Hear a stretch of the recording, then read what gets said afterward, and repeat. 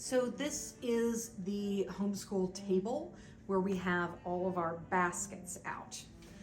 This is kind of a different setup. We mostly keep our homeschool materials in a cabinet, which is behind me. This is a small table that sits to the side of our dining room table and has our CD player, which we use for these CDs over here. So we have her Latin CDs and her Jim Weiss stories in here. And then this is all classical music. And then in these baskets, we have her curriculum that she's using on a daily basis. And that seems insane. And I don't mean that she's going to touch every single one of these pieces of curriculum and folders and books and all of this every single day, but she's going to touch it more often than the things that are behind me in the cabinet. So here's more of a close-up on the CDs. So in here we have all of her classical music, and they're separated out by time period. In here we have her Latin DVDs. She hasn't actually gotten to these yet. A bunch of Jim Weiss DVDs, some cantor songs, so some music in Hebrew. This we haven't even opened yet. It's School of Rock Rocks. Found that on eBay. And then her Memoria Press Latin CDs, and then more classical music. These are like classical music narrative stories. This is our little supply caddy. We use it all the time. So we've got like just a ton of scissors in here because these walk off a lot because my daughter is very crafty. Her pencil sharpener, which we need to replace because it's getting pretty old and it's like all taped up at the bottom. Pencils, pre-sharpened. I sit down every once in a while and just like sharpen them in bulk. And then it's got things like her dice. So this is probably one of my favorite and most used homeschooling tools. I got it on Etsy, and it's a classical conversations subject dice, and we roll it and figure out what we're going to do next. So my husband does not use this. I use it constantly. Then we have our baskets. These change all the time. What's physically in them is constantly different. There's no rhyme or reason to them. Sometimes I put them as specific subjects. I organize them really well and they have a purpose. And then 2 days later, they're just whatever. So it's really just so that we don't have a giant stack of loose books. I put them in baskets so it looks neater and cleaner. So in this one at the moment, we've got The Good and the Beautiful Math 4. Which, yes, I printed it out in black and white. Judge me all you want. A Good and the Beautiful Reader that she's working through. An art history book we're working through. A craft book she's been playing with. A classical conversations geography book that we've been reading. This is a binder with The Good and the Beautiful Language Arts Level 2 in it. I had a spine and a cover and it's gone. So just migrated away at some point this year. And then in this basket, I've got her Science in the, this is Ancient World, which we're gonna try to finish this up by the end of the summer.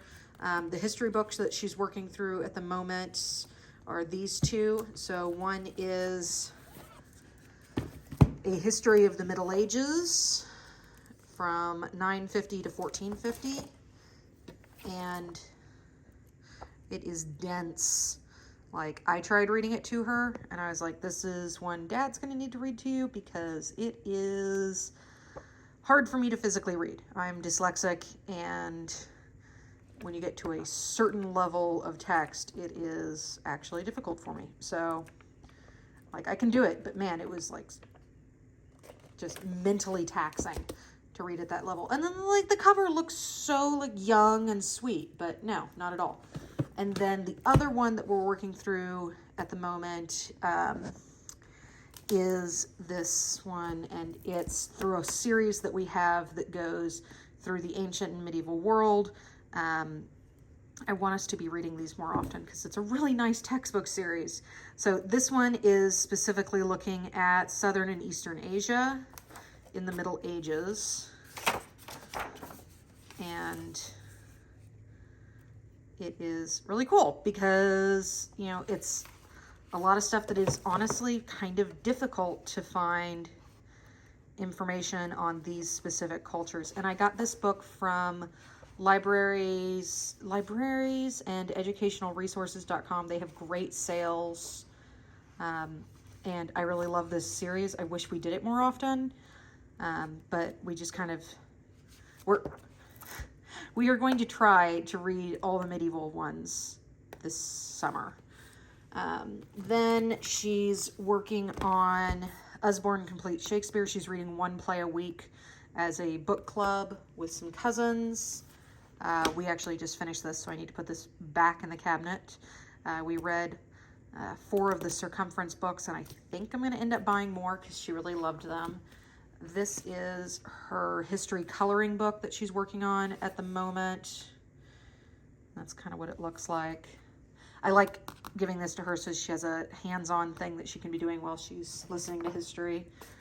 This is Memoria Press Prima Latina that she's working on at the moment.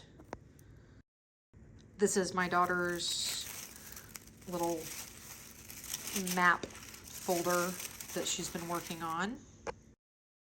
This is my son's busy book that he's been working on when he decides he wants to do school. He's only 2, so honestly, he is just scribbling. He can occasionally do the mazes in here if they're really simple. Like, he's done these front page ones about 1,000,000 times, but that's about as far as he's gonna get. We have been painfully working through spelling, you see.